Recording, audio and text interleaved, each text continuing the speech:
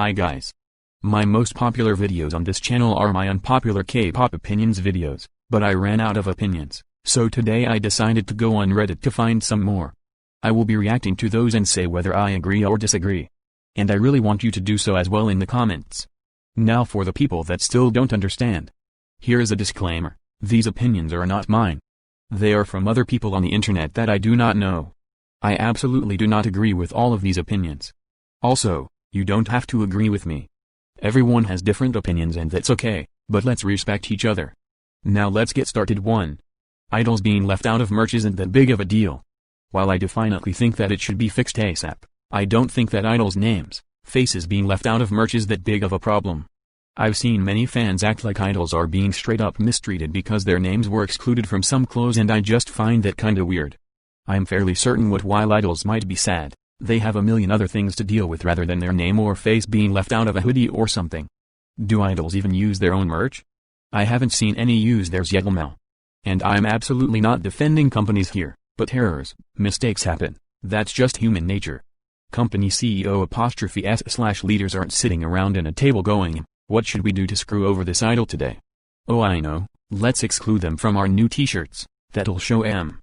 Also leaving out idols, especially the popular ones, is gonna hurt the merch sales, so why would companies purposely do this? I disagree with this one. I feel like it is a big deal. Yes, it rarely has nothing to do with if an idol is mistreated or not. I feel like the word mistreated is being thrown around in cases where there's not any mistreatment, which makes the term lighter. But on the other side, merch is not made for the idols, but for fans. And imagine trying to find merch for a group you like, only to find out your bias isn't included. It is very messy of whoever made the mistake to leave out a whole member that is part of the group, as many people would want merch from that member. Even when it is unintentional, it's very unprofessional. 2. I think Luna's group dynamic isn't very good. People love this band, so I'm positive this isn't a popular opinion. Every V-Live or video I watch of this group feels some degree of fake. There are some solid interactions between the members, but overall a lot of the time I get the sense they either don't know or maybe don't like each other. I understand idols need to put up a front, but the closeness some members put out feels like a facade. At times conversations are stilted as if they're between strangers. The worst part is I love the concept behind Luna and I think the members are talented. I started watching their videos because I want to like them and get into them more. But I can't get over how distant some members are from one another. I think this one is very interesting. I'm not sure if I agree or disagree. Luna hasn't been around for very long and there's a lot of members who have been distributed in subunits. I can't really tell much about their dynamics, because we only see what BBC wants us to see, so whatever a group's dynamic is, will always be a mystery to the public. But thinking of it, I feel like inside Luna there are a lot of close friendships, but it also may be awkward between some of the girls, because they haven't known each other for a very long time. But I'm not really sure, so I am very curious what you guys think. 3. The owning of eras is low-key annoying and also unnecessary. This is particularly aimed at all the ITZY_owned the Not Shy era, but it's obvious that every group has this problem.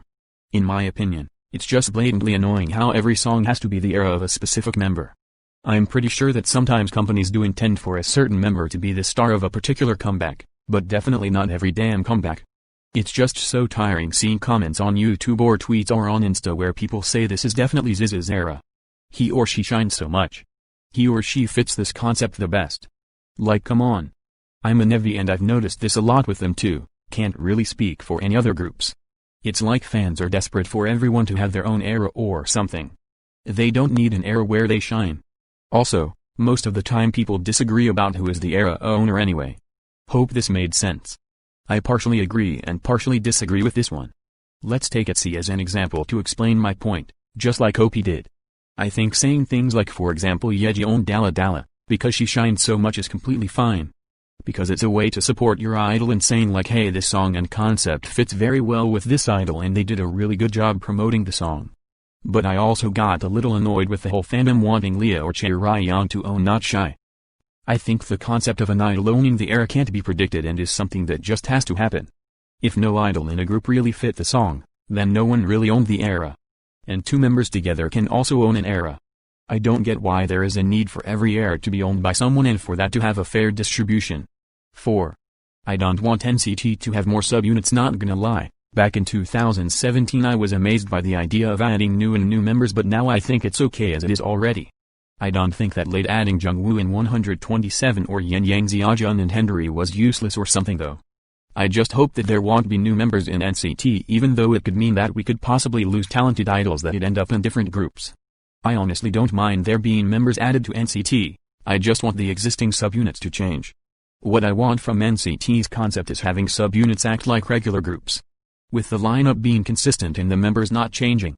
And then there being more subunits added and maybe members from other subunits being added to those. So I want to see it as NCT being different groups, but the members being able to be part of those different groups, rather than members circulating through subunits. I don't know how to explain it better. I hope you guys understand what I mean. 5. Fans who get worried about their idols being sick, injured can sometimes overreact. First of all, I am not going to mention any mental health illness or issue because that is a much more sensitive topic and I am not willing to talk about that here.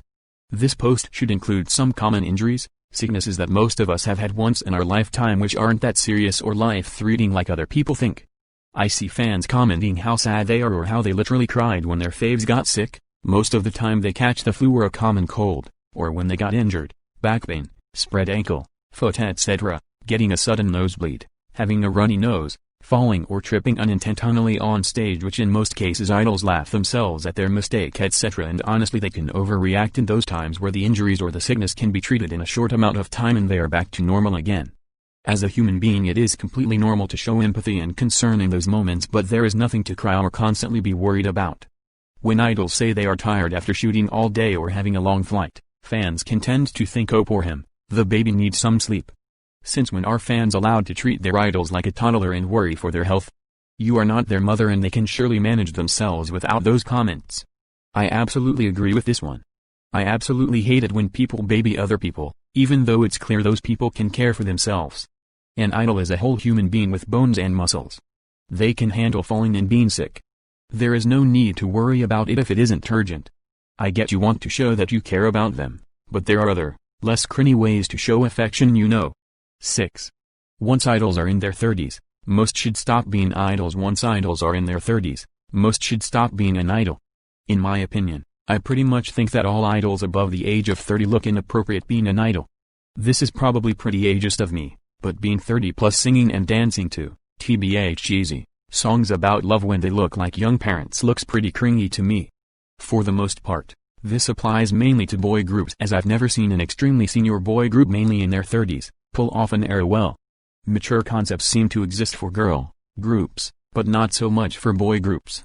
Soloists don't always fall into this, but some of them can seem cringy too. I absolutely disagree with this one so incredibly much. I don't think age should stop someone from doing what they love, especially in their 30s. That's insane. Many people seem to forget how young 30 actually is. Take a look at Taeyeon from SNSD. She is 31 and I don't think she is cringe or too old for what she is doing. Or Irene, who is almost 30. I am not quite done seeing Irene yet and I think she is doing amazing. Not to forget that falling in love isn't something that only happens to people in their 20s. Some people meet the love of their lives in their 50s. 7. I feel bad for Leah, but she needs an intervention. ITZY, let me preface this by saying that I'm just a casual fan of ITZY. Also, this is not a hate post about Leah. She's one of my favorite members in the group.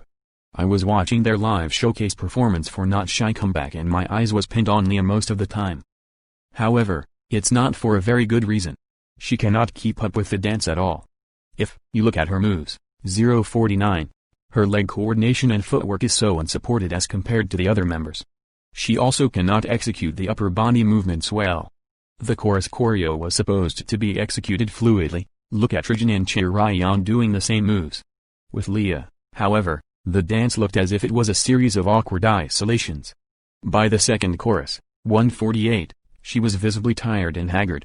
I'm willing to give her the benefit of the doubt for this performance, but I know that this is not the first time I've seen her having trouble with ITZY's choreo. A good example would be the first lines on their previous comeback, Wannabe. She can't do the shoulder popping in the intro and the successive arm and body locking during Yeji's verse. Watch any Wannabe performance fancam and you'll know what I'm talking about. Again, this is not a hate post about Leah. I adore the girl and think she's a perfect fit as a main vocalist in ITZY because she really does have a charming vocal color. However, I don't know what kind of intervention Jiep needs to do. Do they give Itzy easier quarros? But that would waste the full potential of the other 4 girls. Do they train Leah more and make her miss one comeback? I'd what fans will think about that. It just really bothers me that Jip put her alongside what feels like a group of 4 main dancers. Leah is my bias in Itzy, and posts like this make me so sad. Everyone, including Leah herself, know that she is not the best dancer. And it's very unfortunate that she is part of a group where all the other members are lead or main dancer material. But still, yes, she needs some improvements, but she is not a bad dancer at all. And not to forget that Itzy's choreographies are pretty hard to do. Especially with Leah having the main vocal burden, causing her to not being able to focus completely on dancing. Still, she knows she is lacking and she is trying the best she can to improve every day, and that's why I love her so much. I have to say that out of all the members, Leah has improved the most since debut. Also, when I watch her perform, she pulls my attention too, but definitely not in a bad way. Her facials are amazing and she is so extremely cute while performing. I do understand that this post is constructive criticism and I accept that. But with OP's point, I think how it's going right now is the best way to do it. If they give Itzy easier quarros, there is no way Leah is going to improve. And the idea of having her sit out a comeback is not right. Itzy needs Leah. I think having hard choreographies is what's causing her to improve the most, because it's challenging her. But in the end, I feel like we need to stop monitoring Itzy so closely and just enjoy what they bring out as artists. On that note, I will end the video. Thank you all so much for watching. Let me know your opinions in the comments. I want you all to stay healthy and I will see you hopefully in the next video. Bye.